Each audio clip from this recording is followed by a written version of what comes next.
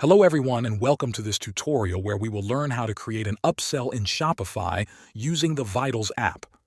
In this guide, I will walk you through the entire process step by step in simple terms.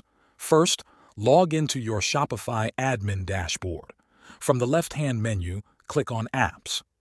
If you do not have the Vitals app installed yet, go to the Shopify App Store, search for Vitals, and add it to your store. Once installed, click on Vitals from your Apps section to open the app. Inside the Vitals dashboard, you will see many tools and features. Find the section called Product Bundles and Upsells. Click on it to open the Upsell settings. Here, you can create offers that appear on your product pages or at checkout to encourage customers to add more products to their cart. Click on the button to create a new upsell offer. Start by selecting the main product that will trigger the upsell.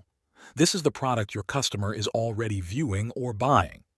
Next, choose the product or products you want to offer as the upsell.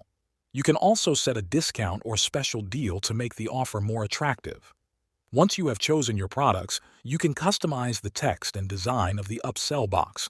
Use clear wording like frequently bought together or you might also like.